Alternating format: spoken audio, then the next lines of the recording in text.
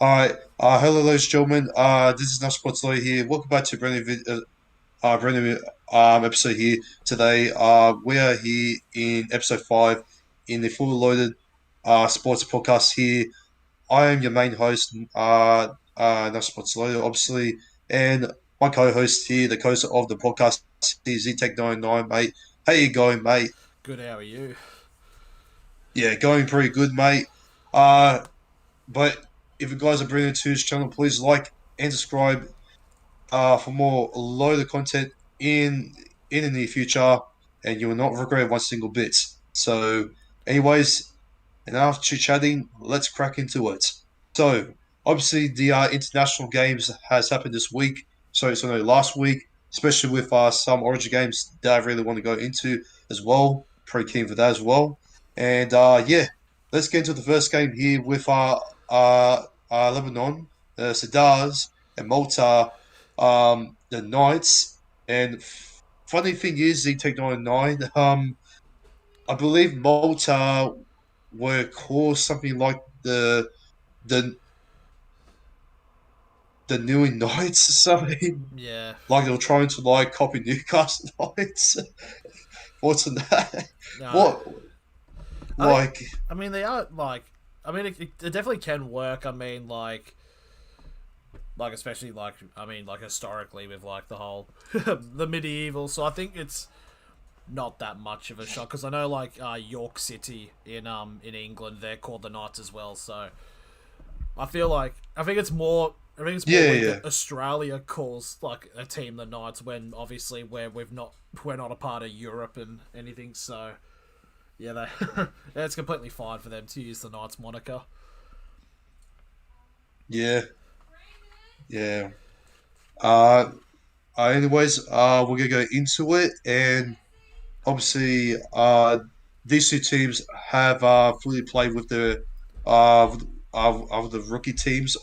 I believe Rhys Robertson, who used to play for my team, the Premier Eels, and also Canberra Rays back in 2013. But I believe he last played for them, and yeah, um, he also played for Lebanon in the World Cup night, I believe, back in 2019. Correct me if I'm wrong. Yeah, I think you're right.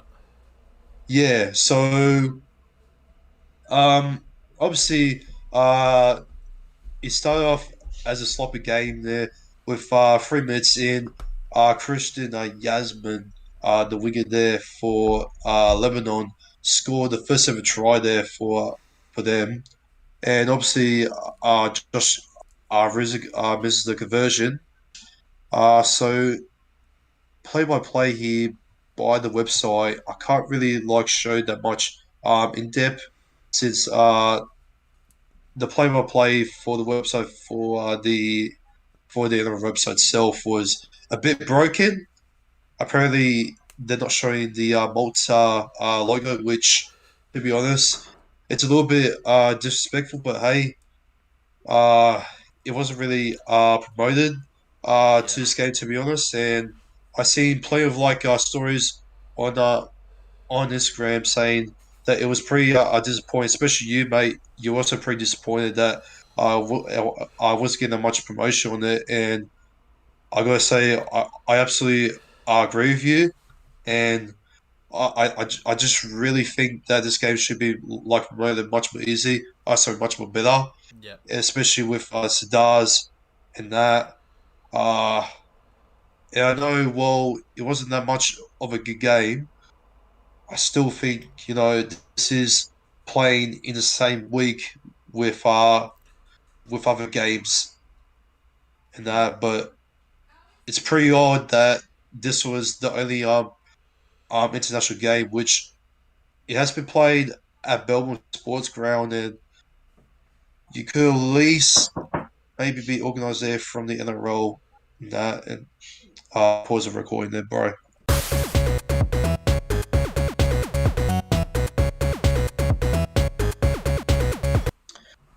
Sorry about that, lads. Obviously. we had to cut out there a bit.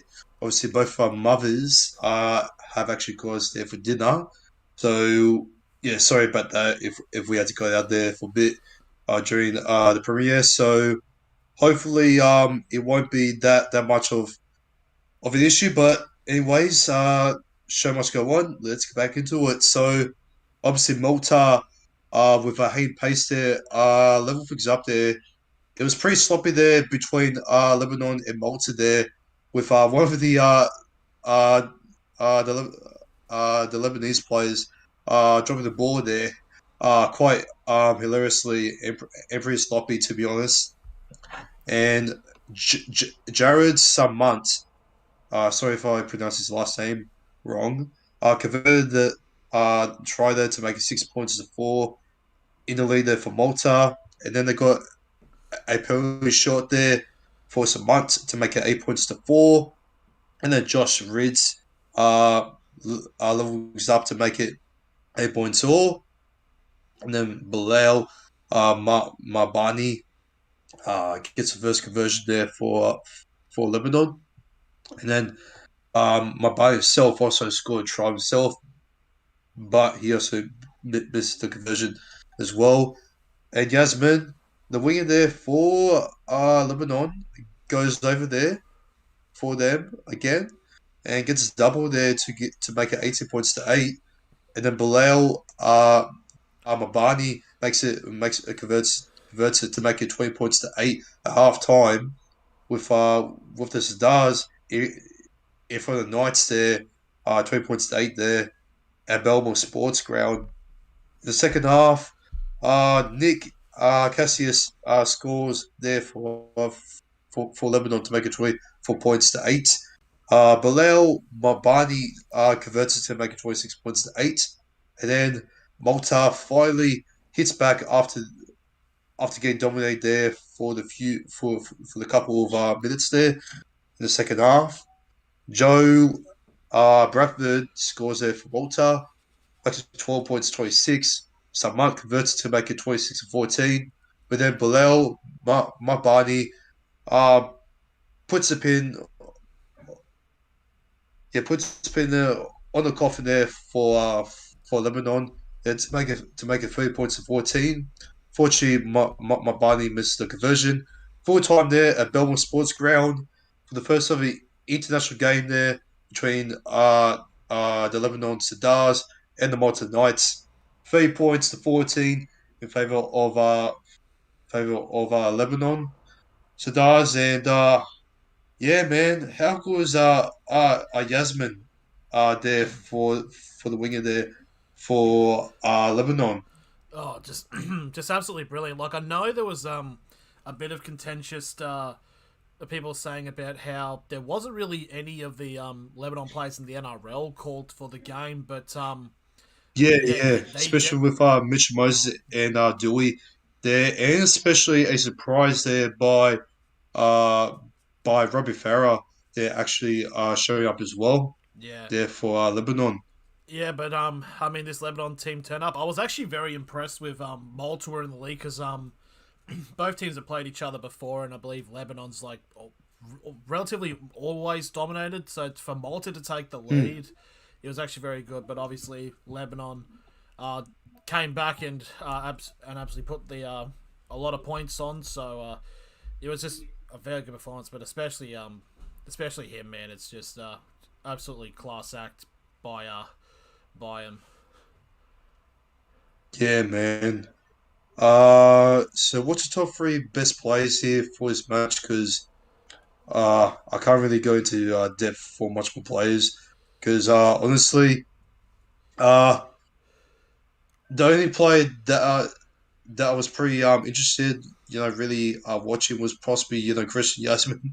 That's Yeah, pretty much it. pretty much for me So because yeah, yeah, I like Malta were like coming back into it. Like I thought they were going to show something there, in the right edge there. Uh for Hayden Pace, their scoring. But most from what I'm seeing there, Malta most of the halves our combination there were most to do the work, and the forward pack didn't really do nothing. So yeah, this game wasn't really the best to be honest, but at least Malta did something. At least to score some points there. But at the end of the day, uh, you know, doesn't matter what the score is. At least there was a culture there with the Lebanese fans there putting up the drums, especially on Maltese supporters there coming out there as well. Yep. And yeah, but we're going to rate the top three best players here for the match as always. So, mate, what's top three best players for the match? I've got to check and pull up here. So I was watching different segments of the match. I didn't watch the match fully because I was actually I was out in Maitland. Um, I was watching a it was an effort. I think it's the Australia Cup now. I think it's called, but yeah. Yeah, it let is. me just pull the Yeah, team no. list. Yeah, let me just pull the team list up. Just trying to see there. Definitely got to feel number one. Marbani. I mean, he was like very good for Malta. I mean, getting all the conversions, 2 tries. I mean, that's a fairly solid performance. Yasmin will probably be my second player for second place. Hmm. In terms of a third player, I'm not too sure. For Jared Saman. Yeah, probably because yeah, just looking at the in terms of like how much the NRL didn't care about this match, it's like there's barely any like stats or like those are the stat numbers here. There's like there's barely any like actually filled up of like for Mm-hmm. either team. So it's like it kind of adds to like the Yeah, whole because they really organize it. yeah. So yeah. So yeah, I mean they're probably about to be my top two because doesn't really show a lot about for any of the other players, unfortunately. Mm-hmm. Yeah. But um enough that match. Let's go through uh the next match. Oh sorry, no. Fuck, I forgot my top three. Yep. Uh have a sec. Alright. Nah, I'm actually gonna go the same, to be honest. Yeah. My man of the match will probably be for the stats here, in my opinion, I'm probably gonna go with yeah, with my binding there for man of the match. So I'll go the same one as you, bro. Yeah. Honestly. Anyways, let's move on into the next game. So the next game for International Week uh, rep round was man. Mm. Um, Now do you want to go through the women's international game or You can. just possibly skip it? I didn't watch the women's game, unfortunately. If you did and you wanna, No, you know what? I think I'll skip it because yeah. it was mostly a blowout game. Mm. If you guys didn't know, the women's Kiwi actually absolutely just dismantled the Tongans there by 40, yeah, by 50 points to 12. So I won't really go much into it. Plus, I actually turned on TV and I was a bit late to it in the second half, so can't go really much into it. So we'll skip to that and we'll go into the men's Kiwi versus Tonga. And what performance here from Dylan Brown and Munster and Hughes, man. And first say Rapiner, absolutely fantastic. Yep. Nelson, oh, absolutely, uh, ma- fantastic. Sorry, That's alright. um, James Fisher Harris. Sorry, yeah, James Fisher Harris. That one run that he made was possibly his best ever run that he had in quite a while in his career overall. It was someone in the first half, and I don't know how he didn't score that, but far out, man. The forward pack for the Kiwis were absolutely dominant. The kicking game here for Tonga wasn't the best, but obviously, Amon, he he he is a young fella to be quite fair, but when you had like what was the half accommodation there? When they had like Tony Staggs in there, 5'8". I mean, did Staggs really do that much at 5'8"? Not, I'm gonna be honest, not really. I didn't really see that much from Staggs there on the game.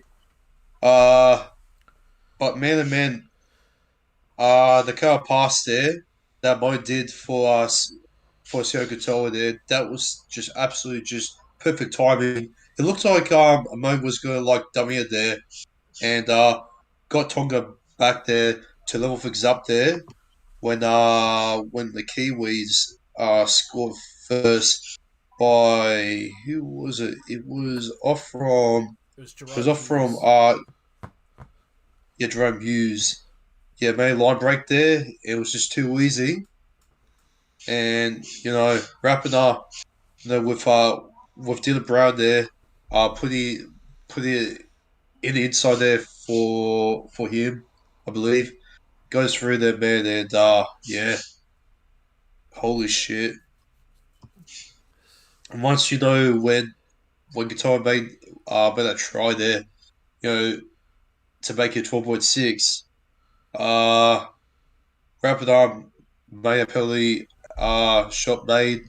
Other than that, uh not much points happening until Ronaldo Militado made an absolute incredible try there, scoring in the air. And yeah, absolute incredible. With Christian Tuilotu there, Gay Simbin. Tongan's discipline there in position was didn't really match up there to what the Kiwis were having.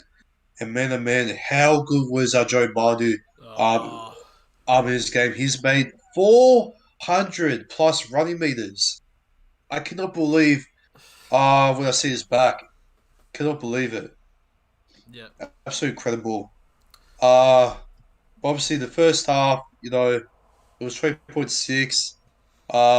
By the second half, there was barely any points. To be honest, I didn't really get to see the second half because I was actually watching from my bed this game since I was sick as a dog. Yeah. If you can't tell from Friday, and this was during like Saturday that and I just I did see the score change only for the Kiwis score to make it 26-6, and then other than that, I actually uh uh smashed out after that. And I thought the Kiwis were to go score.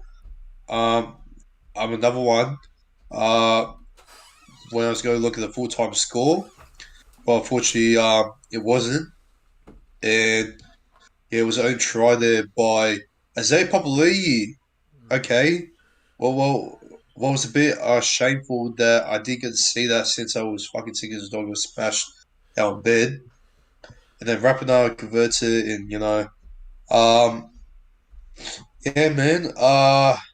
I'm gonna say I was pretty disappointed with Tonga, you know, not making not making it a close game and making the Kiwis there pretty dominant and pretty one sided to be honest. So I mean, Mo did try his best in the first half to be quite honest. So yeah, but uh, most of the full pack there for Tonga, I don't think they really pushed us. I think they did the job, but you know, um, discipline wise, well, not the greatest, but yeah, thoughts on the game, mate.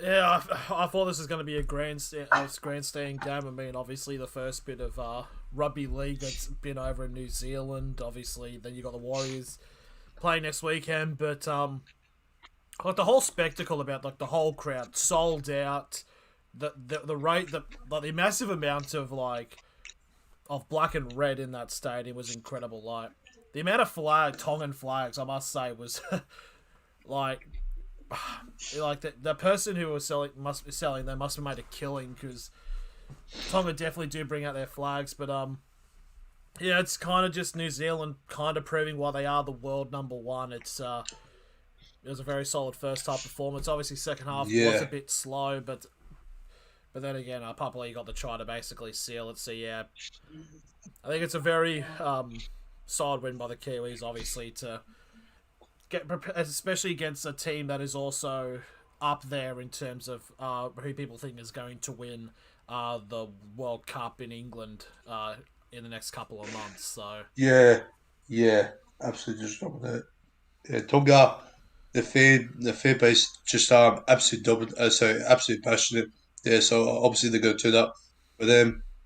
It's absolute uh incredible. Start there for Mouse for Mouse Smart Stadium. Yeah, even though it was pretty one sided, but hey, who really cares? I'm just happy that I'm able to see some footy there at Mouse Smart Stadium. So yeah, what's your top three picks from this game, mate? For uh, this match? my top three players, I think I got to go with Jordan Rapana at number one. I mean, he had a very good point, very good amount of points, good run meters. I mean, number two, I'd probably kind of tossing up between Renato Mulatalo and Joey Manu. I'll probably put Mulatalo at number two because he did get the try, and number three, Joey Manu. I feel like I should put Manu higher, but at like 401 run meters and only 32 runs, it's very impressive. But yeah, that would be my top three players. I think just Miners should be man of the match. Number two, I think Rapina should be there. He got the conversions there. Got the line breaks there. Um, uh, you know, let's see by play stats here. Hmm. Ooh, what's a Hughes did? Oh, Hughes actually did pretty decent. Yeah, Militano. Oh, he's made much more rainbows than him. 50 runs. It's kind of amazed there. Yeah, I'll go with Militano there. Number three, if I'm gonna be honest. But oh no, actually, you know what? I'll actually go with even though he didn't get that much more rain meters. I may sound a bit biased, but I actually think number three should be Dylan Brown. Mm. I think it was absolutely just fantastic there. He stepped up there with his running game there. Um, I'm as the best there, and especially playing like his Kiwi colours there as well. One of the best 5'8" in the game right now, and you know you can you can you cannot doubt him for his performance there in the first half. Even though second half, look, I didn't really watch that much in the second half, but overall, I feel like that Dylan Brown deserves it. Yep, definitely. All right, so next game, we're gonna go through with Samoa and Cook Islands. Another one-sided game, but we'll go through it quickly. Okay, so Samoa and Cook Islands was been played in Campbelltown Sports Stadium, Sydney. Uh, play by play here, and yeah. Taylor May there scoring there in the fifth minute. David Nofaluma there, scoring in his hometown there for Samoa for his nation. What incredible moment there for Nofaluma. Isaac Tago there, the young gun there for Penrith, scoring there to make it 12 points nil. Milford finally getting the conversion there to make it 14 points nil, making getting another line break there in the 14th minute, but fear is there. Nofaluma gets doubled. Oh, have a sec, bro. So, all right. play it. Yep, we're playing. All right. Anyways, get back to it. North Lumen there scored double there at his own town there, representing there for Samoa. 18 points to nil there for Samoa. Then Milford there scored. Then Milford converts to make it 20 points to nil. Um, no, obviously, moving on there throughout the game. Samoa there. 48 minute there. The Cook Islands were actually trying to at least find some points there, but um, every single minute there they kept to like dropping the ball. Plus, the kick changes were actually the best, and the completion rate, um, completion rate, it was actually better than what Samoa were actually doing. So they were at least trying, but you know, the execution there wasn't the best. And to be fair, half of their half of their squad, is from like isn't like reserve grade, and there isn't that much of experience there to really get Cook Islands there to really like clutch it in the first half to really get like a sort of comeback there. And obviously it was 18. Sorry, it was sorry no, it was 20 points. It was 20 points to nil at half time. In the second half,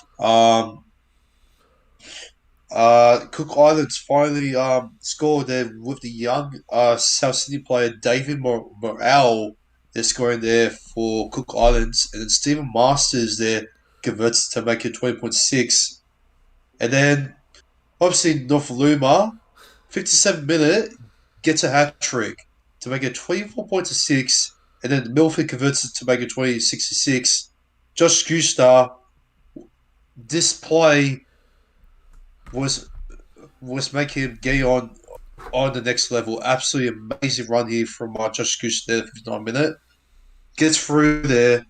Uh, he beats one, he beats two, he gives it off to not sure how he did it. I think he uh I think he went through, and then I think he passed it on the inside there to Taylor May, I believe. Is that how it happened? Yeah, I think that's how it happened. Yeah. And one absolute key moment there, for Samoa there. And that just put uh uh like that that just like sucked the life out of like Cook Islands there. And gotta say, that play absolutely cooked the Islanders, hey? Yeah, definitely did. Yeah. Or should I say cookies on Oh yeah, what they're called. yeah. I think that. I Um think they call the cookies. Yeah. yes they are. Stephen Masters there gets a line break there and responds there after that. Um, the absolute brilliant play there from Star makes it 3 points to 10 there, and then Masters converts his own try there to make it 3 points to 12, and then with a few minutes left to go here, Nofaluma gets his fourth try at Campbelltown Stadium, which he has never done before in his entire career, and he was looking to get a record similar to what Joshua Carr did last year against us Rebels there, and Nofalu was absolutely on fire there for Samoa. Milford converted to make it 36 to 12, and then Jackson Paulo finishes off the game there with 3 minutes left to go. 40 points to 12, and then Milford converts it to make it 42 points to 12. Then full time there at Campbelltown uh, at Campbelltown Sports Stadium. Samoa, 42 points to 12 there, leading them with the Cook Islands with Cookie as well. Not be not be able to have that much experience to really come back after that. And it was a big crowd there full of Samoans. Once again, a great experience there to really show the culture there for both sides, especially see some Cook Islanders fans there as well, despite the results. And yeah, thoughts this game, mate? I mean, it was just Samoa just being just a wrecking crew, really. Just like didn't let Cook Islands didn't give him an inch. Like until obviously the second half where they did go over twice, but it was really just utter domination by the Samoans. Yeah, we got players like Taylor May, Isaac Tago, um, Joshua Way, Martin Tapau as well, um, and Josh Scusa there with that brilliant moment there in the 59th minute. And mate, that youngster is just going to another level, and hopefully, if it can be picked for Origin, or even do that in the World Cup. I gotta say, mate, uh, this kid is gonna like be somewhere, uh, for Manly, and he's showing up there, with the ones there with uh, uh, Hamoli Olakawatu, and absolute brilliant performance sets tonight from Josh Kuster. And yeah, um, Samoa just too good tonight, and to one side as well, once again. But anyways, what's top three best players from his match, mate? So number one, I've got to go with No Faluma. I mean, 4 tries. It's pretty. It's very pretty self-explanatory there. Number two, I'm going to go with uh, Taylor May. Again, also did really well in the match with the 2 tries. And number three, it's really hard to pick from because a lot of the Samoan players did really well. I might go with Isaac Targo at my number three. Oh shit. Okay. Yeah, I'm gonna go with number one, David Nofaluma. Numbers, sorry. Um, Number two, I'll go with Taylor May as well. Number three. Oh, number three. Oh, okay. Front breaks is tackle breaks. I'll actually go with Matsu Tapau. From what I see from the stats, he's done so pretty well. I'm actually gonna go with Matsu Tapau there. I see six post could have missed there. One line break assist, four tackle breaks, 16 hit ups, made 192 remers there, 18 all runs there.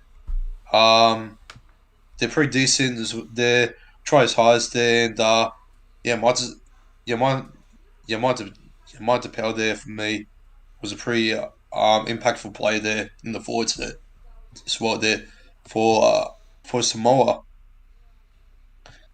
It was. Let's move into the next match here, and gotta be honest, I had a good feeling that this could be a pretty good match here. It could be pretty close. It was Fiji. So it is Papua New Guinea versus Fiji at the same venue as as the last game was between Samoa and Cook Islands, and they were obviously singing the national anthem. I also forgot to I did also forgot to put my thoughts in uh, for the haka sorry the haka, but haka was haka was pretty good between the Kiwis and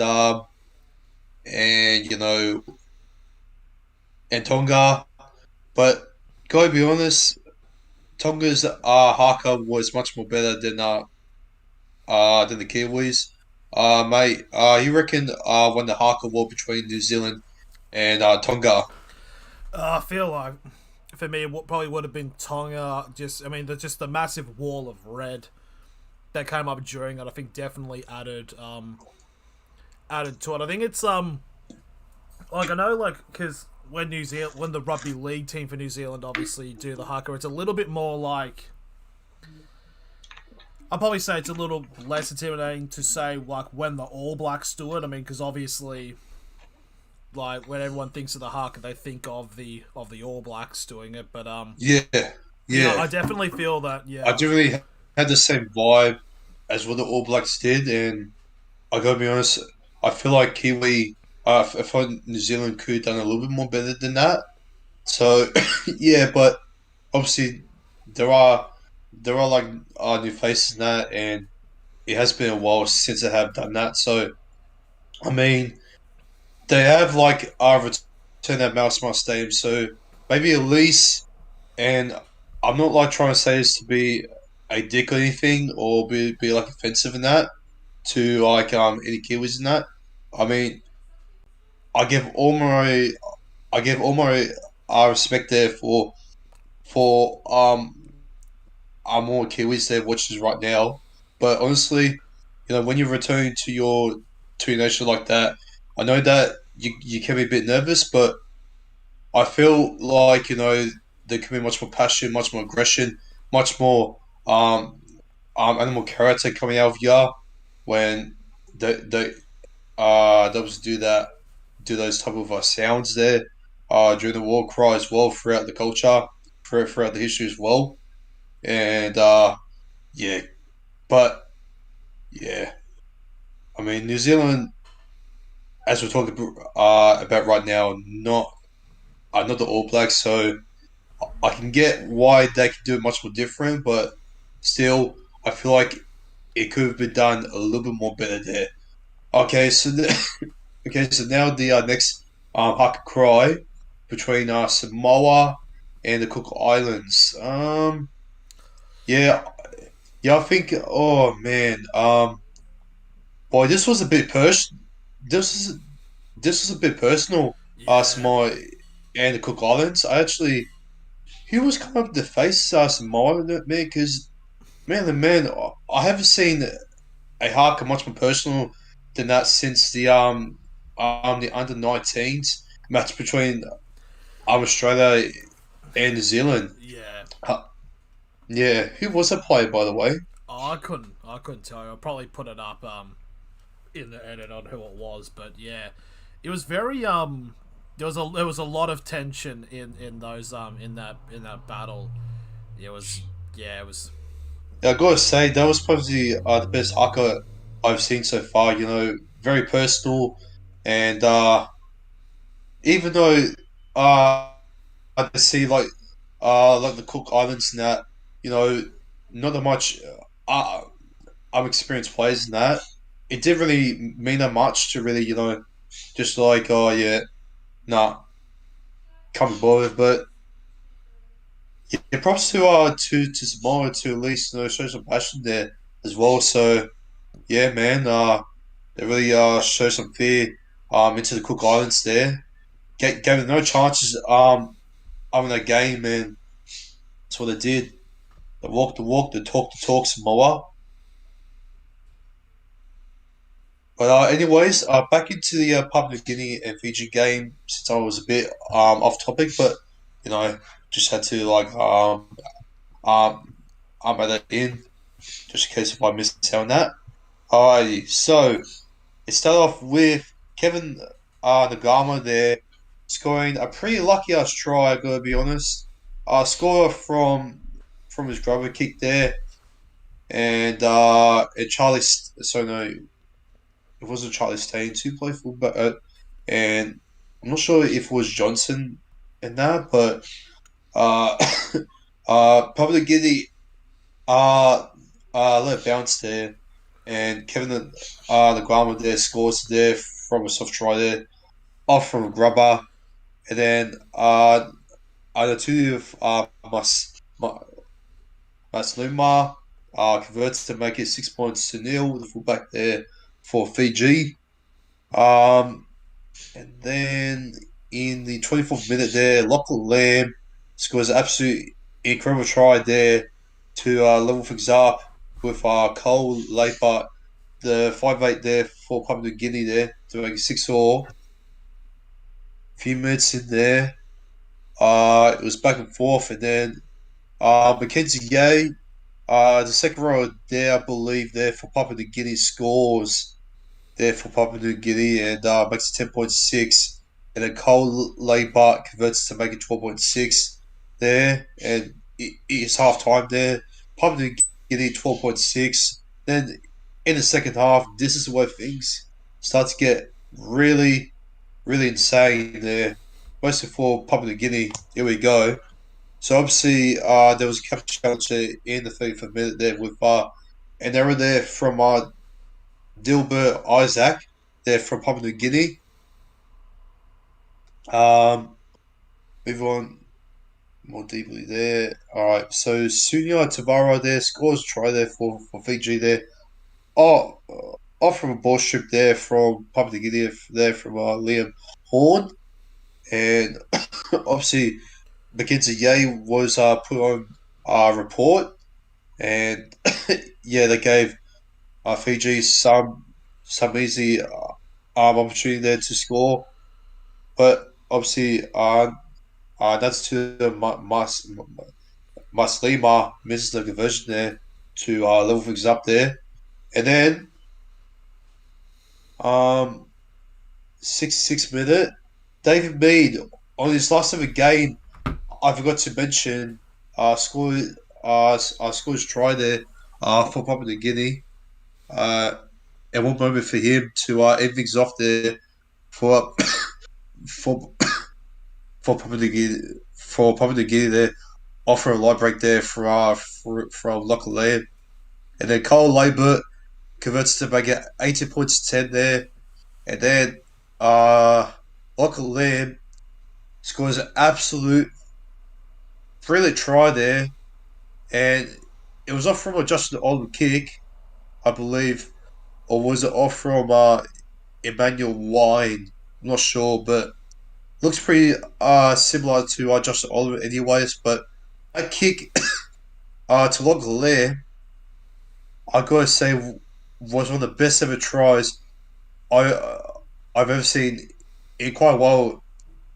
I'm not sure if you can really count that as a possible try, or that's possibly one of the most skillful tries I've ever seen off from a kick there from away or over Olam, not sure. But Loberg for to make it 24 points 10. Fiji uh, they had a chance there, but 5 minutes left. They can't mark a belly here, and then Dave Russell there knocks on the board there for Papua New Guinea. Here comes Fiji, but it was too late there with Suda Tavura there scoring there to make it 40 points 24. It was actually it was actually quite a pretty a brilliant consolation try there for Fiji. And Tyler Mill shock sh- sorry sh- shockingly misses the conversion there for Fiji, and for little shaky heads there. And yeah, man, Uncle was uh luckily them it's nice, especially David Mead's last ever game there. And we get to see a few uh, minutes there on the big screen there with a very familiar face there with Isaac Luminui there, who just signed with the Bulldogs there, which he's gone through a lot of injuries there, but mostly been playing this World Cup there for the Bulldogs. So yeah, coming up from the Cronulla Sharks system there, go down to Melbourne Storm, doing pretty well, and now playing in this World Cup. Louis, how do you perform on these return on the big screen? Yeah, I thought I thought it was a pretty good moment. Definitely. Oh, it was it's kind of just hard to put it into words. I mean, like It's just good to see him.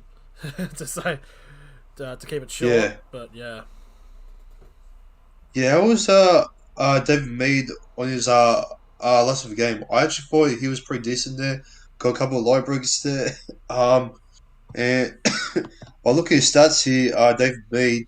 Um, Mead, you know, made 148 run meters, made 44 post contact meters there, made one tackle break, one hit up, and he he made one offload, 10 passes there.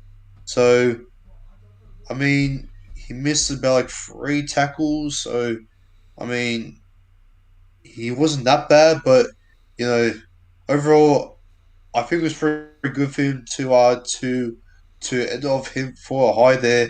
With a try there for for Papua New Guinea. yeah. Are you forwards, bro? With that? It's just I mean, what a way to go out. Because looking into like the preview for the game, it was almost like the bookmakers and all that were just giving New Guinea like no chance to take this game out, but they came to play and they actually really took it to Fiji and they were able to get the win. So yeah, I think it was around like Yeah, but yeah, it's like brilliant. It was brilliant for New Guinea to prove them wrong. indeed, indeed. Yeah, and I'm obviously going to go through our top three our best players here. So, mate, quickly give me your top three best players here for Papua New Guinea and Fiji. Righto, so I'll just go with Lachlan Nam as my number one pick. I mean, two tries in a very important clash. Number two, I'm actually going to go with Sunia Taruva for Fiji. I think he actually had a fairly brilliant game. 250 run meters, two tries. Just what more do you want? And I might actually for player number three. Might have to go with your mate, Marcus Sevo. Actually, did a fairly decent bit of play. 233 run meters. Really? Yeah, he 233 run meters. He was at 96 post contact. He was Oh a very shit! decent forward there for Fiji, but just unfortunate that Fiji couldn't get the job done. But yeah, it was a very good performance by him. Yeah, despite him making those rain beaters, in my opinion, you know, let uh, uh, let, let's take the stats there for a bit and put it put it to my view. In my opinion, I thought Silva was actually quite quiet there on that game. Uh, so I don't. I definitely have him in my top three. Yeah, for in my opinion. So people um might call me out for that, but I don't really care. But my top three best, definitely number one, Lachlan Lamb. Number two, I'm actually number two. Uh, I'm actually going with the fullback there for Fiji. He was pretty decent there. Hopefully, we can see some of the talent there in the World Cup. Number three, um, I'm actually gonna go. Oh, I'm actually gonna go for. Let's see here. I'm actually gonna go for Joshua Olam. I thought Olam, you know, even though he made one line break, I thought he was actually pretty physical out there. I think he did his best out there, Joshua Olam, and yeah, can't think of anyone else there out there to be quite honest. But yeah, he was pretty decent. Um, out there, Josh Olam, very elite as well, man. Josh Olam, gotta love it. Uh, and that's it. That's pretty much all the international games that we went through. Uh, so now we're going to be mostly going through the women's origin game there. So obviously started off there down at Canberra, down that Friday night where I was starting to get sick as a dog, sucked it as hell, but who cares? Um, did you watch the game? By the way, mate, because I don't think I actually told you off Um, from I for recording this. I don't think I did actually. Unfortunately. Okay, so it's all good. Uh, I mostly watched the first half, but I did watch the second half. But I'm actually gonna go through it. So let's do it. All right. So uh, obviously there are a few minutes in the game. Um, um, Emma to the Gator there. I had a chance there to make a line break. Uh, and then Disagreeable there. Gets a try there. Uh, in the middle there to make it 4 points to nil. And I gotta say, I cannot stand Disagreeable. Obviously, she plays for the Gold Coast Titans there. Locked there for the Titans and for Queensland as well. So yeah, she came with union system as well. So she was the main target that we need to watch out for there in the forwards. But nevertheless, thank goodness, Ringer Shaw there missed the conversion. Um, and then Amber Tony Gator, the fullback there for New South Wales, the St. George and the Royal Dragon player there, scores it to make it 4 points all.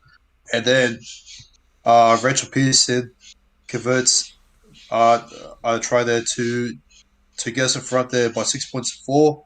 Kira Dib there, the second row there for us. Another St. George, um, or a Dragon player there, I believe, t- makes it 10 points to four. And then Rachel Pearson converts to make it 12 points to four. And yeah, was it was pretty close there. And then in the 21st minute there, Harry Aiken, Queensland there, make it 8 points to 12. And Brigham Shaw, fortunately, converts to make it 10 points to 12. And then Rachel Pearson uh, takes a penalty shot there after Brittany Nazi, the hooker there, also there for the Titans, and hooker there for Queensland, also puts a hand in the rock there for Queensland, and Richard Pearson converts it to make it 14-10. As I said before, so it's penalties and penalties and errors after errors back and forth.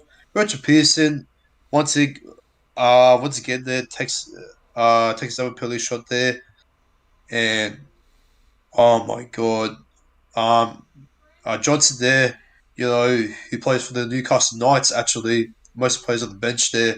Matter of fact, was absolutely just decent. There, get us a few meters there. Also in the first half and the second half as well. Uh, and then um, and then and then Tony Galo gets a line break there for us in the 15th minute there, and then Tony Galo gets another line break there in in 2 minutes later. But then Kizzy Apps there, the second row there for New South Wales, loosened it. Yasmin Kosai there, centre there for us. Bruce the wrist play as well, drops as well. So no, I think she plays the wing. My bad. Just got uh so gigs. I'm pretty sure you know her. Yeah. Uh, and that she concedes a penalty there, and it gets another Titans player, Ivana Poletti, and these Titans players will not stop pissing me off, and they make it 60 points to 14. But luckily, Long Brown there missed the conversion with I'm not sure why Brigashaw did wasn't taking goal kicking duties from that point. I think she might have been injured or even going on for a HIA. Who knows? But obviously 62 minute. It was a no try there with uh with um with Oliver Koenig there getting knocked on.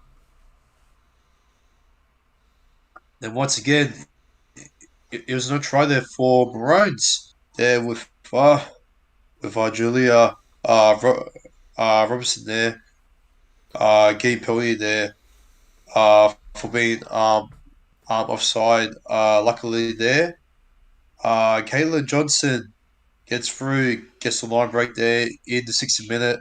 Isabel Kelly gets gets through there. Absolutely incredible from her tonight. Makes it 20 points to 14 there in the 67th minute, and that basically secures the game there. You will hope. Then Rachel Pearson misses it. Queensland still has a chance down here by six. They throw the ball in uh, left, right, centre, but then New South Wales they pressurise Queensland there. Uh, with the kick game there, defence was just absolutely too strong there, and New South Wales hold on there to win the series and claim it back there for the third time, I believe, in women's origin history there to make it uh 4 to 2 or it's 3 titles to two. I'm not sure I think it's because 3-2.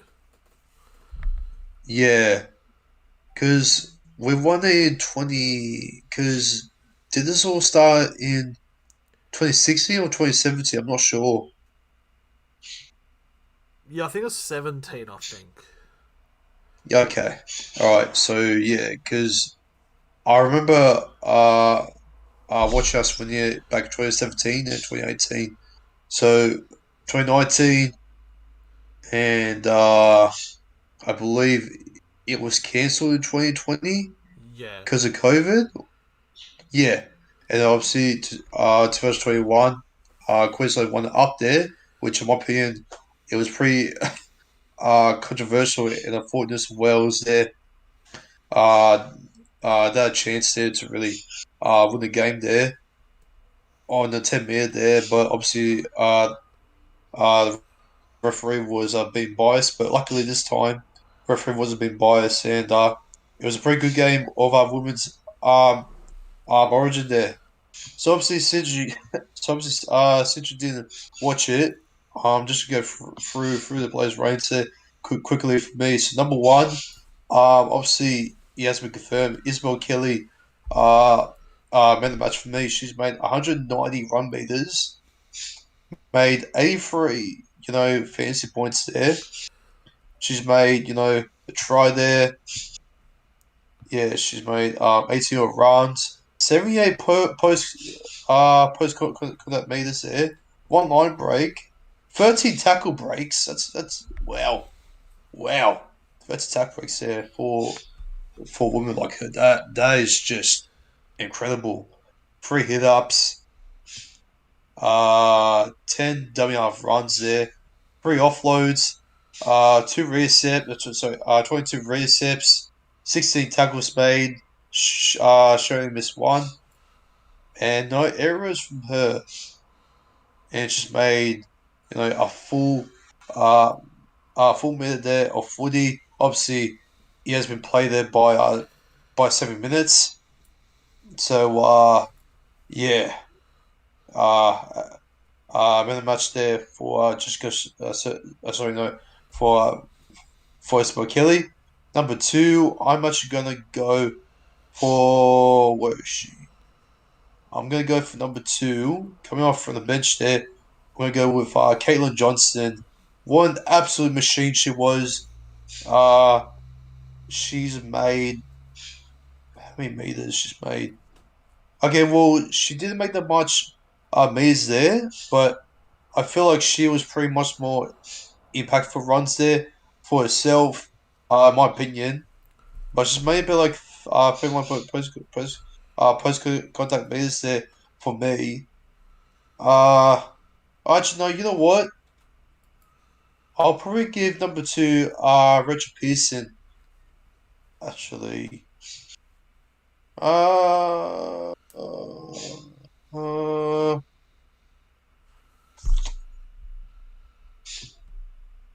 uh, yeah, I'll give number two Roger Pearson. I you know she made two conversions there. I'll give her two penalty goals there. Her kick game was actually pretty good. She's made about like she's made about like 50 tackles, which is not bad. She's made 145 kicking meters, which is pretty good. Better than what Kareem did. Two bomb kicks, one grubber, and yeah, she was pretty decent there tonight. Roger Pearson. Number three, uh, you know what? Stuff it. I'm actually gonna go for. Uh, I'm actually gonna go for Samir Tafua. The prop there for the Eels actually. She was actually captain there. No, for us throughout the season, and she and she showed it off there tonight. And I gotta say, I'm absolutely proud of her for her for her, for her performance. That made 144 meters there, 62 post contact meters there, pretty decent. Five tackle breaks, 14 hit ups. So she was getting a bit personal there. I to to look for.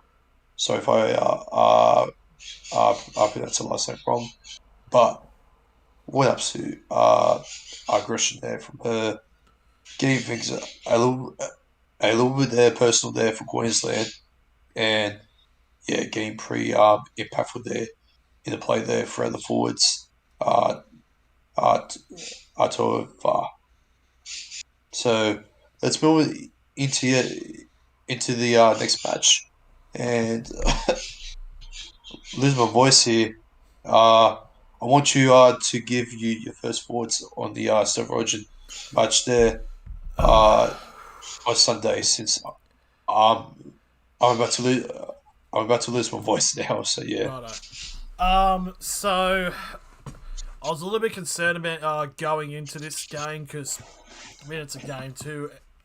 You just don't know what's going to happen. But it was a very even start for about the first 15 minutes, and then uh, you got Felice Kafusi getting the opening try in the 22nd minute for Queensland. Not to say without controversy, because there are a fair amount of people have said that the pass from Kalen Ponga, which led to the try, was forward, but unfortunately, the bunker can't rule out forward passes, so it was deemed as a try. Then about 4 minutes later, New South Wales do respond. Matt Burton getting a try on debut, which set the tone pretty much for how good he would go.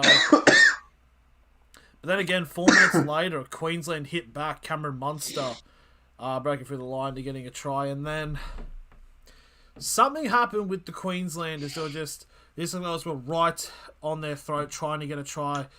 Bunch of penalties and set restarts, which eventually led to Felice Kafusi being sent to the bin, and then immediately after that, right on the brink of half yeah, time. for the flog, Yeah, with a moustache. yeah. Yeah, sorry, I'm fucking dying No, at the no, it's moment. alright. Yeah, so Brian Ty gets the try, and Cleary with a conversion to make it 14-12 at half time. I should also state there was a penalty goal in the 11th minute to open up the scoring. Yeah, And then the second half was just, Queensland were just not in it at all. It's like 49th minute, Daniel Tupou scores a try. And then it's just, the tries just kept coming in. 58th minute, Jerome Luai crosses over, running straight it was through just the line. basically uh uh the the premise show basically. Yep. And then Cleary Yeah. got two tries. Again, blitzing just through the lines, relatively easy. Then Angus Crichton got a try as well in the last couple of minutes, and it ended up being 44 points to 12 to the Blues, obviously. Winning game two and forcing a decider. But one thing I do want to bring up, which was brought up on the NRL Reddit, was was about Felice Kafusi's sin bin, but not about whether or not it was, because I think everybody agrees that it was a fair sin bin. But was the time he was actually sin binned for, because he was out for the first minute, or the last minute of the first half, and so I thought he would come back around the 49th. But he came back almost about 2 minutes early, and I'm like, because it said on like the official timer, it was like a minute and a half went missing. So I don't know if that was just a mess up in terms of the time behalf. But anyways, yeah, ever since that sim bin, Queensland were just completely out of it. They couldn't get out of New South Wales, out of their own half, and when they did, through a penalty given away by the Blues, they ended up just losing the ball in possession. It was a very sloppy performance by Queensland, and obviously with Game 3 coming up, New South Wales fans can't get ahead of ourselves, because obviously Game 3 deciders 100%. in Brisbane has been a big problem for us. And last time we actually played against Queensland in Game 3 in Suncorp was back in 2020. We all know how that ended up. Yep. Okay, well, my thoughts this game, I kept on like seeing Queensland supporters crying out, you know, from my Nick Frustrator's channel and that. So I was watching I started watching a review, and then this guy, I'm not sure if you know him, King Julian, kept on saying Queensland got robbed. Where the fuck did Queensland get robbed? Are you serious? I have seen a bunch of Why the people. fuck is Queensland? Yeah, I have. Yeah, and it's saying that.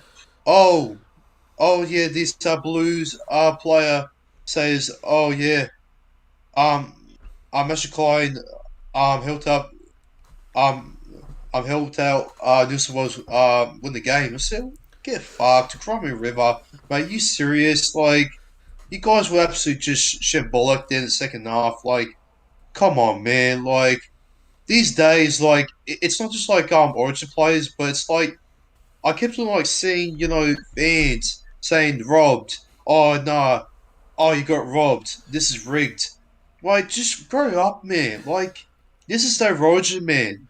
Like, you need to show like much more desire, much more, you know, uh, game plan, and in the second half, all like us, Slater said there in the sheds there, he said, yeah, we'll just uh, play our best.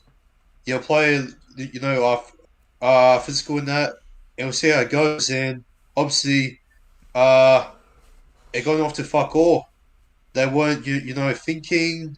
They weren't, playing off that smart. And New South Wales, all they had to do is like wake up, and they finally did that. And Queensland, they weren't like getting uh prepared there with Matt Bird's bombs. Matt Bird kept on saying, "Bombs away, bombs away," and then, you know, especially with David Cleary there, we on the absolute sexy grabber there onto Matt Burn there to get that sexy combination there with the parent boys, especially with Matt Burn there with Brian Toho there on how he did it with last season.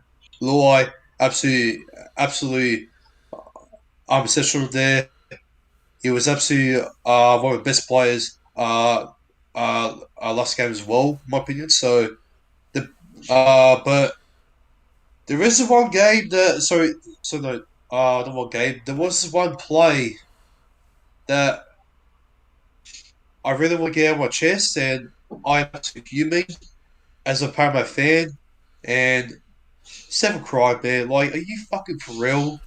You just had to do Jude Paulo that dirty with a forward pass, all of that, just to fuck up Jude Paulo, man. First it was Blu-ray, and now Seven Cry. Oh, come on, man. Like, give the big fella a break, man. Like, come on. Personally, I didn't think it was forward, that pass. I thought like it was. I felt like if the No, it was forward. No, it was forward. Oh, I okay. see the, I see, I see the, I see the replay. I'm not sure what you're seeing there, mate, but it was forward. But and yet you get people these days saying, "Oh, Blues lost it because of of pair of Boston Power boys." Fuck off, man. I mean to be fair, uh, RSG should have been dropped. I I kept on hearing saying, "Oh, but RSG was that average?" Like, no, it wasn't. Like, get fucked. Honestly, and I'm not even being like biased. RSG is freaking origin material.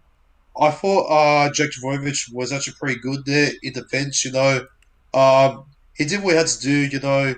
You can't ask him. You can't really ask for him to really score a try.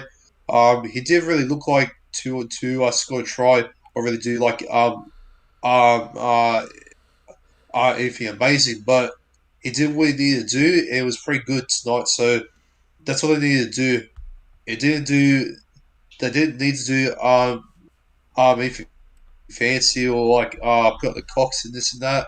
But yeah, Judge needed what he needed to do.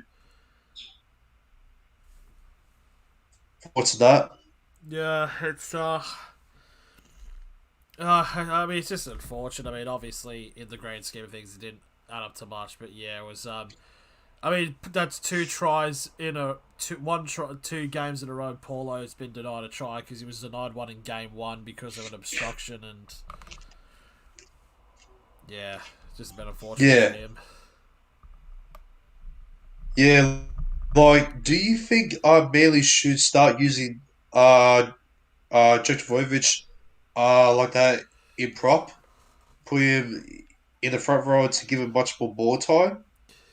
Maybe probably the other thing would have to be with who out of Manly would go at lock would be would probably Probably probably Joshua away there, especially on how he performed there for Samoa.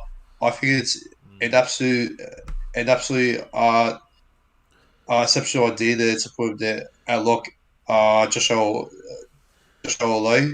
But um, the way the Blues there, Nathan Cleary was absolutely just um exceptional. He was actually uh having some big concerns there uh to really miss our game there from what I heard. I didn't really see it clearly, but yeah, did you think that was a high shot there on David Cleary? It wasn't the right call from the judiciary for him to play another guy for another game and let him be. Oh, was this the Ponga tackle? Is this what you're on about? Yeah, from Cleary. Yeah, Um, like even though Ponga is, I thought it was completely fine, mate. Like I know, yes, Ponga has been ruled out for the Knights' next game, but it's like, I yeah, mean, like come on, like it's a bit of a weird decision. I think he should be able to. I don't think he'll be. They haven't made a ruling about like. I doubt he's gonna get to be. He's not gonna land to be playing in game three, but or have they? I'm not too sure. uh, it's already been made, mate. He's actually be free to play game three, Okay, good. But so yeah, I just think he's that missed a bullet there. To be uh, confirmed there from Channel 9. yeah, I just thought yeah that if it did result in that, that would have been probably one of the weakest like suspension reasons I've seen, Exactly. especially Yeah, for Origin. yeah.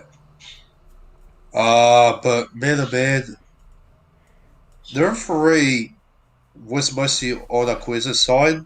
That obstruction there with our Queensland getting the ball there.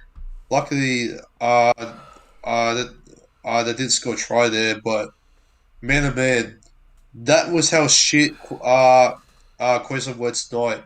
The referee was on the side, and yet the good score more than 20 points Mm. or even 12. So yeah, don't yeah, just stop being like over dramatic, lads. Like seriously, it's rugby league. Things are gonna happen like this, and you can't just say rigged and rob. This is how rugby league is. It's a funny game, and if you don't agree with it, then do me a favor, jump off a cliff, down there, uh, fucking, Byron Bay, Lighthouse, you fucking dumb cunts, fucking casuals. But anyways, sorry if I got, sorry if I got a bit harsh there, to be honest. But that's it, man. Before we go, I want you to do some play raise there for San Roger. Even though we did do some play rates there for international, I quickly want to like move on since we are possibly an an hour behind, possibly on the times on the time schedule right now. So watch the play rates quickly there for New South Wales and Queensland there quickly. Okay, so Tedesco, I'd have to go with I'd go a 9 out of 10. Toto, probably an 8.5 out of 10. Burton, 9 out of 10. Crichton, probably about a 7. Tupou, an 8. Luai, an 8. Cleary, like 10. Cleary was very good. Payne Haas, maybe a 7. Curacao was 6. I think it's probably the most forgetful one out of the Blues team. Jake Troyevich, 9. Cameron Murray, 7. Isaiah, Liam Martin, an 8. Isaiah Yo, a 7. Cook, a 6. Crichton, a 7. Paulo and Talagai, I think, were both sixes, both. For Queens, oh yeah, that's mine for the Blues actually. Yeah, yeah, for Queensland. For Queensland, fuck. Kalen Ponga. I think Pong was okay. I'd probably give him like maybe a 5 at best. Cobbo, Mm. 3. Valentine Holmes a 3. Gagai a Couple 1. free. Gagai, Interesting. like I didn't even know Gagai was on the field. Talagi a 4. Munster probably a 7. I think he was Queensland's best player. Cherry Evans a 5. Great. Collins a 4. Ben Hunt a 3. Didn't notice him. Papali a 4. Me either. Capewell a 4. Kafusi probably a 2. I mean he had a bit of a bipolar first half there. Yeah, Tino yeah, a 4. Harry Grant a yeah. 5. Jai Arrow like a 3. Was Carrigan, was too bad, Joe Arrow, but yeah. yeah, Carrigan, I'd probably have to give like a 6, and Danai a 4. It was just a lot of forgetful performances there by Queensland. yeah, yeah. For me, for James Tedesco, I'll give him a 7 out of 10. Brian Toho, I'll actually give him a 7 as well. Matt Burton, I'm actually going to give him uh ooh, I'll give him a 9.5 out of 10. Stephen Cry, I'll give him um I'm a 6. David Tupou, I'll actually give him 6.5. Jerome Luai, I'll give him a, a 7.5 there. David Cleary, 10 out of 10. Absolutely perfect there from David Cleary. Payne Haas, yeah, I'm going to say 1 7. Abby Coruscant, you know what? I'll give him 6. Jake Dvorovich, I'll give him uh, uh, 8 out of 10. I'm not sure why you gave him a 9. I was quite shocked that you gave him a 9 out of 10. I thought that was a little bit too high. So I get that he was awesome, but I mean, hopefully, he could show me much more um um ecstasy, in game three, I mean, it was like only one game and that, so we'll see how it goes in game three there for Gerbo. Karen Murray, I thought Murray was actually pretty decent, so I'm going to give him 7.9. He's pretty close to an 8. Liam Martin, uh 6. Yeo, I thought was pretty good. I'll actually give him a 7. David Cook, didn't really notice him that much, so I'll give him a 6. Crichton, quiet as fuck. I'll actually give Crichton actually a 5, to be honest. Drew Polo, uh, oh man, I thought Drew Polo, he did, look at the play stats here for Drew Polo. Let's see. Drew Polo. Oh man. Yeah, I'll give him a 6. I'll give him a 6. I'm not going to be biased here. Give him a 6. Uh, and Talakai, he didn't really. I mean, Talakai, to be fair, didn't really need to do that much, to be quite honest. I mean, game was like already wrapped up, and I don't think I should really judge him, to be quite honest. So, didn't really need to do anything. So, I'll probably maybe leave him out there, to be quite honest. So, that's it for New South Wales, but for Queensland, fullback Ponga. This may sound a bit harsh, but I'm actually going to give him 6.5. Swim Cobo, yeah, probably 3. Valentine Holmes, I'll actually give him probably 4.5. They they gay guy. I'll give him a big fat 0. He was absolute ghost. Murray, I thought he was good, but from what I'm hearing, he is average, and I have to agree. I'm actually gonna give him 5. Munster, I do have to agree with you. He was his best of match there. Sorry, best of play there for Queensland. So I'll give him a solid 7. DCE, kick game wasn't that bad. I'll give him about like 5.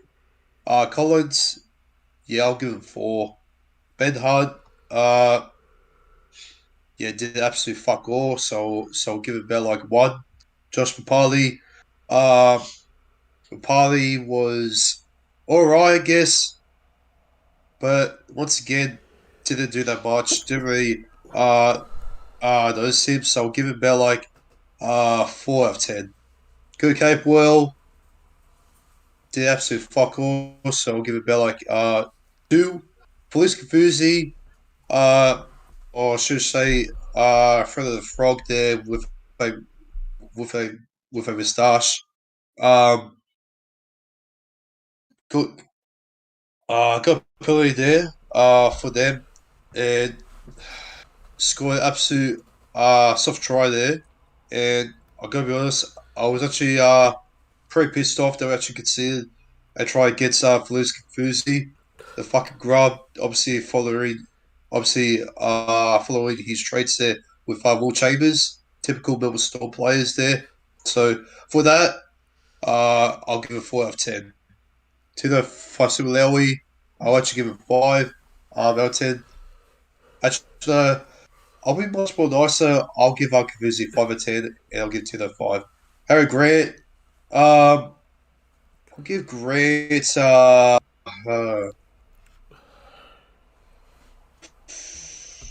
I'll give it 5. I'll give it 5.5. Jairo, I thought he wasn't bad. I'll give him 5 as well. Patrick Carrigan, I thought was pretty good. I'll give him 6.5. Drew Danai, didn't really, didn't really see much of him. Got a couple of a decent runs, so I'll give him 6 out of 10. And that's it, man. That's all the play rated. So yeah, man. Yeah, that's gonna be all the things for rugby league. And now we're finally going to move out in the comfort zone here. Obviously, it's called a sports podcast, so obviously we don't only do rugby league content here. So not content, uh, topics.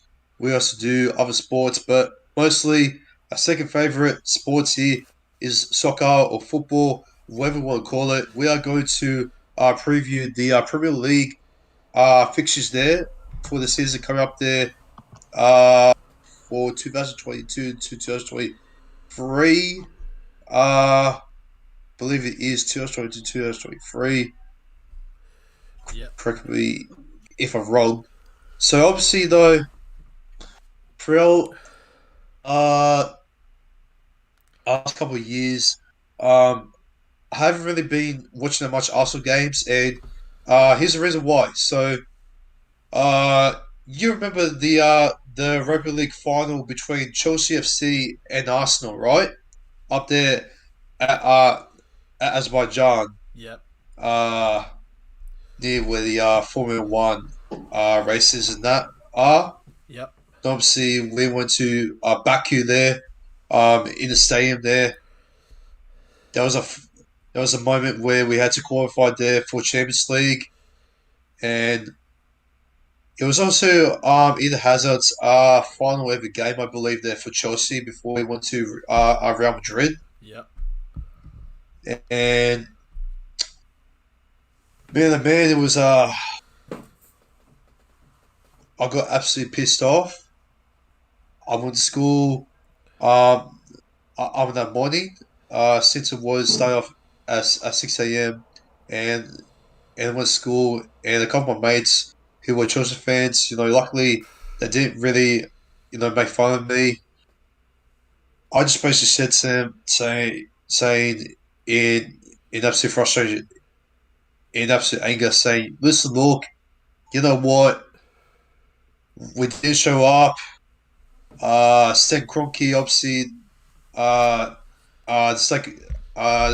the stakeholder for a club, but also the stakeholder there for the LA Rams in the NFL is absolutely killing the club in a time there for financial reasons, and we weren't getting the right amount of players.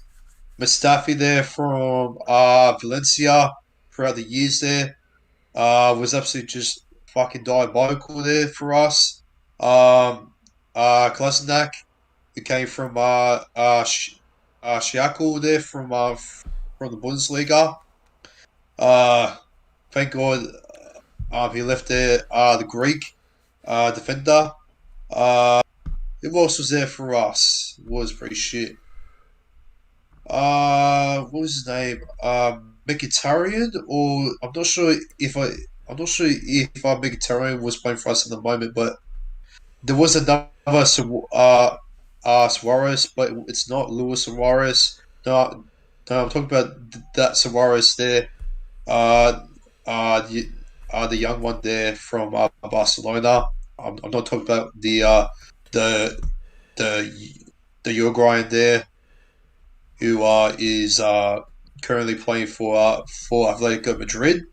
Um, and yeah, throughout the years, Arsenal they've been absolutely uh, driving the club. We kept on. We used to finish above Tottenham, but now it's the total opposite, and I am not enjoying it. And we had a chance last season to really get in the top four, but we bought it against Tottenham, and when's it going to end? When is it going to end? But obviously, we don't know who's he takes. I don't know supports. He obviously supports uh, Manchester United, but United they're not different to Arsenal. They obviously have a much more similar situation there with your club. I'm owning there. Yep. Isn't that right? Pretty much. I mean, like we're very contentious with our owners, which is the Glazers, and just a lot of results that just haven't been happening. I mean, we basically we've been thrashed by Manchester City. We've been thrashed by Liverpool. We we lost to Arsenal. We beat Tottenham still, but it's been Yeah, a very just lackluster couple of years. I think it's pretty much been like, I mean, it's really been ever since Ferguson left back in like 2014. But oh yeah, it's gotten I think worse since when Mourinho left. And like I think Ole Gunnar Solskjaer was all right. It's just the club's just in a really weird situation. But we do have a new manager now, and hopefully we can start to get the ball rolling. Obviously, yeah. Yeah, he's your new coach. I actually forgot who it was because I know that that that Ollie left, and thank God he did because he was oh man, he was a mess. He was a mess. Um, Ollie there for you guys. yeah. It's I think it's Ten Hag. He was the Ajax coach. Oh shit! Fuck, that's such a that's such a pretty big man. One big thing that did, Uh good thing that did happen with United, last year was obviously, Cristiano Ronaldo returns, and but even still with him, the team has been underperforming. Like I have heard rumors that he might he leave. was Yeah, sorry. he was absolutely in my opinion, Cristiano Ronaldo. Our returner for United. He is absolutely overrated in my opinion. I don't care what it says. I don't care if it says Sue. Yeah, that's cool and that. Yeah, everybody the Sue and all that. United, this and that. Yeah, good. But you can't beat uh your school Ronaldo back in those days where Ferguson took over United. And with players like Paul Pogba and this and that, your team, mate, is mostly like uh, social media United.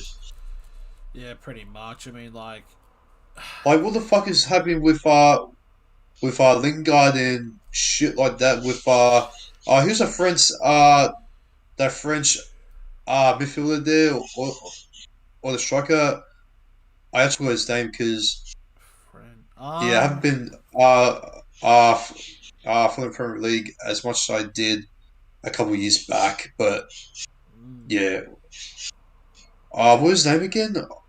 I know that you signed him 3 years ago. I know what it looks like. He does have a Martial, Anthony Martial. Martial.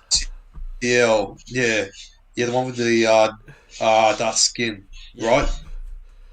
Yeah, him. Yeah, he was. Yeah, I thought there was some debate around him if he needed to improve in that, and like, what does he need to do for you guys to really get into the top four this season? Because obviously you guys missed out Champions League again, I believe, and you guys are you guys going to play for Europa League or we're in you Europa. guys missed out? No, we're Yeah, Europa. so you guys will yeah. So because I think we are joining. I are you guys again in Europa League? I believe Yeah, because the last time we had to join you in Europa League, you guys actually made it to the final after we got absolutely humiliated there from Villarreal, or should I say the Yellow Submarine, yeah. uh, as what people uh, like to call them, and you guys lost them in penalties. And boy, oh boy, how the fuck did you? How? Who missed a penalty there for Manchester United? Was it? Then the I think it was final, Rashford. I think Rashford missed the penalty. or was it what's his name there? The striker who used to play for PSG. Oh, Uh, Cavani. No, You're well, right. Yeah, Cavani. Was it? no, I don't. No, Cavani joined us for this year. Yeah, so it wouldn't have been him. You're. Oh, okay. Yeah. But yeah, it was. I mean, English teams and losing penalties. I mean, there's Yeah. match made in heaven, really. But yeah, yeah. You go back to the Euros from last year Uh, with Italy and England, and you can see that for a reason. But that's happy for me because um, I'm half Italian, and I'm great that we won, and yeah, came home to Rome. yeah, But don't know how the fuck we didn't make it to World Cup, especially my country, Turkey. But hey, you know what? Our Socceroos made it, so at least something I'm happy for me for me to cheer cheer about. yeah, You know, um, I know we're gonna go off topic, but like I gotta say about the Socceroos, how good was Andrew Rev made there in penalties there. uh, One one absolute journey he has come through. He first started there for the Central Coast Mariners, came through there for my team, the West End Wanderers, as well as support there right now. Um, and went up to my rivals, which I thought Yankovic was going to perform better, but he was shit. But thank God, you know, he's gone because we got like a new goalkeeper as well there from our Mill Victory, yeah, and he's a former Socceroos. So hopefully this time our goalkeeper situation there will finally be fixed there for next season there in the A League. yeah. But yeah, um, how do you think your guys' draw is going to go on there for the season? Okay, so I've just pulled it up. So the opening month for August. So we have Brighton at home to start off the season, then Brentford away, Liverpool at home, Southampton away, and Leicester City away. Um, I mean Brighton did beat us. It's like United did slip up over the last couple of years against lower teams. I mean we're basically Liverpool's whipping boys at the moment. So hopefully things can change, but really it's just we just don't know what's going to happen. Like I think we don't even know if bloody Ronaldo's even going to stay at United because apparently there's a rumor he might be going somewhere else. Yeah, yeah, mostly for my team. Um, Arsenal, we have to start off there in Shellhouse Park there for Crystal Ooh. Palace. And last time we actually versed them there, it was quite embarrassing. And I don't know how the fuck we lost against them. But yeah, let's just say that maybe Saha should have maybe possibly came to Arsenal, but that's a story for another time to really um I'm explaining for that situation there. Then we verse on against Leicester City. Oh, that'll be a good game there at the Emirates. Mm-hmm. We, and then we go on away there in uh Vitelli Stadium there. The team who actually got promoted back into the Prem, Bournemouth. Then we verse on Fulham, so it's a little bit easy in the first couple of games to be honest. We versus Villa though, so Villa. The last time we underestimated Aston Villa, it was not a pretty look for us. It was not a pretty look, but I mean we did. I mean we did beat them just at home by 3 points. So three goals to two. Uh, and then Sunday, 4th of September, 2022, we've got you guys at Old Trafford. Ooh. But we've got Everton, Brentford, and then we've got the North London Derby there on Sunday, 2nd of October. And then week after, we've got Liverpool, Leeds, and Man City, and then things start getting tense. And then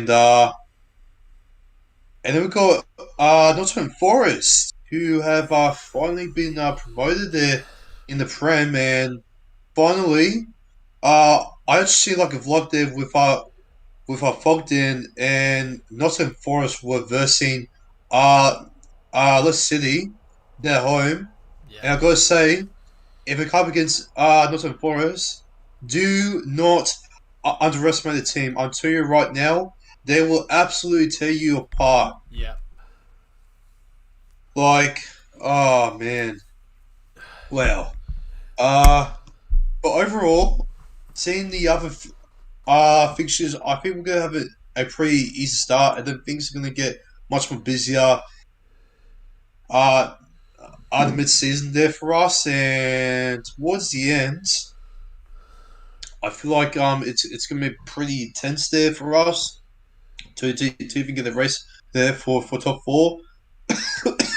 But hey, let's hope that Arsenal doesn't play the Arsenal way, if you know what I'm talking about. Mm. So yeah, we did sign a pretty good player recently. He's actually played recently before he came to Arsenal. Played for Leeds. Uh, who was it again? He was Sabania. Oh. I'm not sure. Yeah, Yeah, I know what you're on it was a about. pretty good signing. Yeah, I reckon he's gonna be pretty good for us this season, but might have to look into it more. I just seen the sign there on Instagram, and yeah, but I'm gonna try and get, and get back to the Premier League. Um, I'm into it fully, Yeah. and yeah. Have you guys put any new signs for you guys yet, or not We really? have been linked to a few people. I know, like there's this everlong saga about signing Frankie De Jong from Barca, but I do just want to bring up about Arsenal. Are you familiar? Have you heard about the potential signing Arsenal has made today? Like, No, so apparently, Gabriel Jesus has signed for Arsenal from Gabriel. from Uh, Manchester City. I see. Oh shit! Yeah, I have actually. Yeah, I just saw it. yeah. And I'm like, It was actually a pretty good defender there, Gabriel. Yeah. Uh, when I seen this, I was like, "Holy shit! This is a big important sign for us." And I think with our we putting in with a team there with Aaron Ramsdale, yeah. uh, and many other players such as like uh striker there for us again for Arsenal. Who, what's his name? Fuck. I forgot his name. Fuck. But what's his name again? Hang on. Fuck. You know the young striker there. Uh, for us who also played for England. What's his name again? I forgot. Fuck. Oh, I couldn't tell you.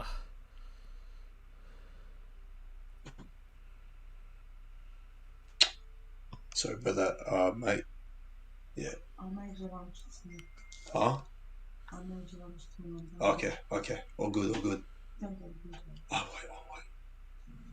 Oh wait. Sorry about that, mate. Just cut it out for me, please. Yep, right up. Yeah. Um. Yeah, I think that will do it for now. Sorry uh if I rambled on there for a bit there for the draw, but we're going to go quickly on for the last two topics there before we wrap things up here. So I want you to give your quick thoughts on a bit of a funny topic here. We won't go on for too long for this one, but what's your thoughts on Jake Paul versus Tyson Fury, or is it It's Tommy. Tommy Fury? Okay. I think it's about time. I mean, like, as much as I hate to say it, Jake Paul is actually very much a decent boxer, and I think it is about time that he finally does go against an actual boxer. So, and Yeah. honestly, if Jake Paul does beat Tommy Fury, then then you have to give Jake Paul his props as an actual fighter. So yeah, Do you think KSI right now, since he's coming back, since he is returning there for from a break for music. Do you think that he's going to go? Do you actually think he is actually going to like come back from his win there throughout Logan Paul? Do you think he's going to get back in shape, which he already is, Yeah, and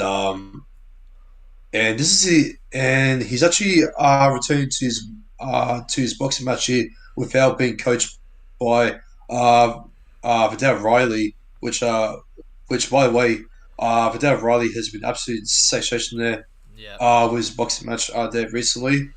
I haven't watched it uh the highlight, but uh I'll probably watch it uh on my spare time, possibly maybe um after this, yeah. but yeah.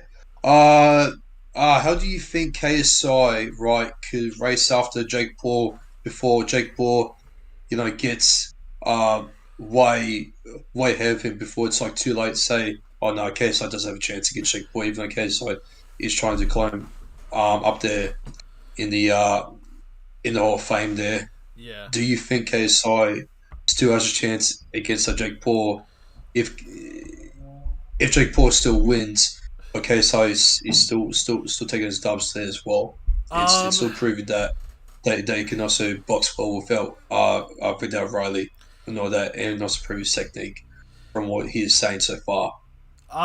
well, I mean, I know like KSI is scheduled to fight Alex Wasabi, but I definitely feel like he needs to like he definitely would need to fight some kind form of celebrity like around like or maybe like a former UFC guy to truly be in like the same class as Jake Paul at the moment. But I mean, he could definitely do it. So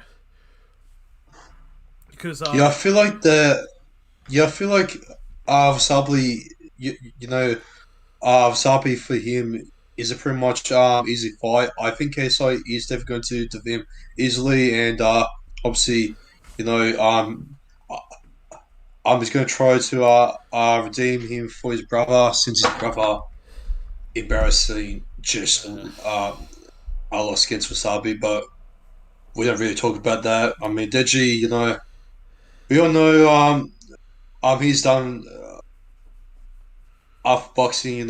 He didn't really train that much. He I actually heard they didn't train it hard there through his fight there with Wasabi. yeah, According to his coach, and I was absolutely disappointed. As a Digi fan, I'm absolutely baffled that I just heard that, and I lost some of my I lost some of my uh, respect there for him. So yeah, KSI. I feel like that has to be a much more challenging boxer, because recently he's been pretty egotistical. Not gonna lie, he's been pretty egotistical in that, but he does have the right, because he has walked the walk and talked the talk in that. He's proven Joe Weller wrong, that there is a difference of a winning boxing match between an an athlete and also a YouTuber who just says things like "I'm gonna rape you" and shit like that on FIFA yeah, and do shit like that, and yeah, he's evolved pretty good. He's proved um everyone wrong, but I feel like KSI and Jake Paul, they still have the answer to really calm, even though Jake Paul did defeat a somewhat professional boxer. He still hasn't actually defeated an actual boxer yet. If you look at his record, right, he's mostly defeated MMA fighters. So yeah, where's the logic there? So I don't. I'm still not still fully convinced that Jake Paul, you know, is like oh like not only a great YouTuber boxer, but also a great boxer himself. So yeah, until he proves that I'm against Tommy Fury, then we'll see where it goes from there. But yeah, when's the fight going to be on again for Tommy Fury and Jake Paul again? Is that going to be like in a month or two? I'm not sure. I don't know. I don't even know if it's even been confirmed yet. Tommy Fury versus Jake Paul.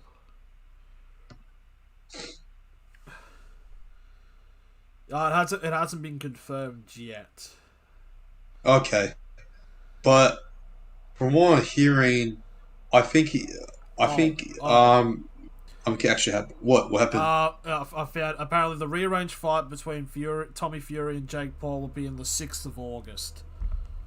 6th of August. It's Oh, according to the interesting. BBC. Yeah, because yeah. So funny story, right? Jake Paul was actually meant to fight Tommy Fury actually before he was actually supposed to fight. He was that last MMA fighter. It was it was Woodley, was it? Yeah, I think it was. They Yeah, they knocked out. Yeah, so that was so he was meant to fight Tommy Fury before that, but then Tommy Fury came out and said, "Nah, I can't do this," because he had like a medical um yeah. issue, or I he think he was had like I think he an had a injury in rib. that. Yeah, I think it was a rib injury. I think was what happened. Yeah, yeah, and a lot of people, kept on like coming out and saying, Jake Paul fans saying, "Oh, I was a pussy on this now. Oh, I was a pussy," and I gotta be honest, like typical 5 year old, typical Jake Paul fans and that. But like, do you think he did that for like excuse? Because some people say that that the injury that Tommy Fury made was a fake. Apparently, Yeah, I don't know. I mean, like, it's boxing. Like, shit happens. Like people can be like over and underweight. Just like there's too many variables, especially with sparring. It's just unfortunate. I mean, like, yeah, but yeah. yeah. Anyways, since we have gone a little bit too far from the topic, we're going to move on into last topic before we wrap things up. It's been pretty good. The podcast, despite me coughing, um, I'm over the place in that, and also regularly as well. But let's get into the last topic here. But this is just a rumor. Just just be clear. So this match is also not confirmed yet as well. It's another boxing topic that we are going to talk about. War slash MMA, and what would say slash boxing and uh MMA. We just kind of uh discussed it. Well, there was a rumor, and lads, you are going to be absolutely out of your chair. So be prepared for this. Rumor: Conor McGregor and Floyd Mayweather are rumored to have a rematch. Thoughts, mate? I mean, it's absolutely exciting. Like I remember, like during the whole like months of hype for that fight, it was genuinely like the biggest event in the world when it was happening. You had the press conference in Toronto, you had the press conference in London, and then of course you ended up Mm. having the fight. It was the most talked about thing. I think it was about 5 years ago now. It was 2017. But yeah, and honestly, if they could go at it again and keep it on that same level, I mean, it's something that's needed because obviously McGregor has pretty much ever since that fight's been a little bit. His UFC career hasn't gone that well. Obviously, losing to Mm-hmm. Nurmagomedov, and then he lost to he broke he broke his ankle in the it was Poirier. Yeah, you did. Yeah, it's so I In the honestly first couple of seconds. yeah. So yeah, I definitely feel like this should. It'll just bring up the hype because remember, like all the Irish, well, like all the months that like there was songs were made. Yeah. It's absolutely brilliant and be really interesting to see on how McGregor would approach this if this were to happen. Hmm. Yeah. Yeah, I do agree with you, mate. Obviously, Floyd Mayweather, obviously coming off from his last match there. Well, apparently. maybe not. Due, due to rumour. So obviously, Floyd uh, May, Mayweather's match was against Logan Paul. Hmm. Uh, he won that pretty good. By by them as decision there. Didn't really knock him out, so surprising. So props there for Logan Paul. There, holding on there against Money Mayweather there, and Mayweather, yeah, what an absolute champion he is. He has never lost in his boxing career ever. Yep. Uh, well undefeated, by Conor McGregor. There was that one time there back in 2017. Everyone was talking about it.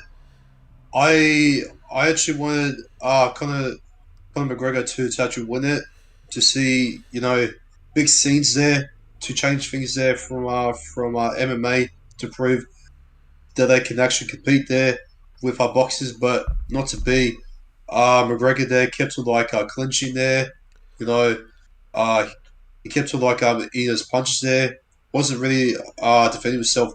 Conor McGregor, and he didn't really have that um that uh that that orthodox type of move as what Floyd Money Mayweather did with his technique there throughout defense. But yeah, I saw this clip where Floyd Mayweather kids, they were shit talking Conor McGregor there, saying, "Oh man, he's glitching. Oh, come on, Dad, smash him out. He's fucking shit." And this and that. And yeah, Conor McGregor just got his ass humbled, Yeah. and yeah, he's been doing that. For a lot of times. You know, I mean, at the end of the day, both fighters there, they really put on a show there. Both of the shows of respect. So there wasn't any fire there Yeah. at the end. Uh, I happily, Conor McGregor said, "Oh, oh, you did well, lad. You did well, lad. You absolutely put on a show there for me tonight." Yep. And yeah, he was happy there to see his wife there, Conor McGregor, and his kid as well, and same for Floyd Mayweather as well. Yep. But let's hope this fight, comes back, and if it does, I will be trying to buy it at paper pay through view. Hopefully, it isn't expensive, which I doubt, Yeah. and who knows? It may, you know what? If it does happen, where do you think the fight will actually take place? Like, which venue do you think it will take place in the Staples Centers where it was from last time?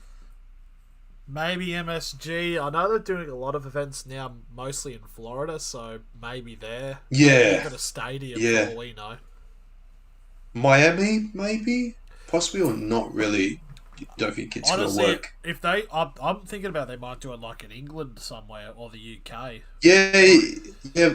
Do you think they're going to do it in the um on the Manchester arena there in the O2?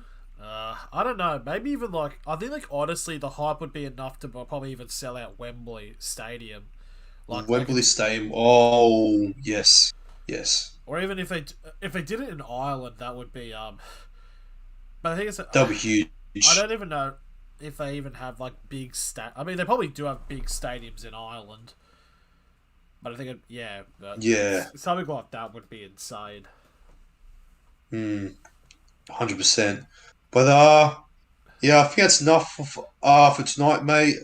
I thought we did pretty well tonight.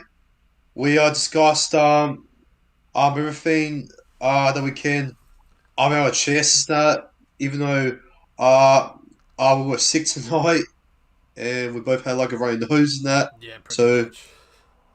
yeah, we could barely breathe through it, but we got through it. And yeah, ladies and gentlemen, I hope you guys enjoy this I enjoyed episode 5 of the Fully Loaded Sports podcast here tonight. And obviously, you're watching it premiered here live on the channel. And hopefully, uh, it did go on for too long, but hopefully, ZTech99 here can obviously and then out there for me and Yeah. can do something about it. So yeah, I hope you guys enjoyed it and yeah, enjoy your week of footy or we'll be doing this and that and yeah, from me, from the main host from National Sports Loaded, and also from the co-host from CTech 99. Peace. Nice. I'm coming in hot.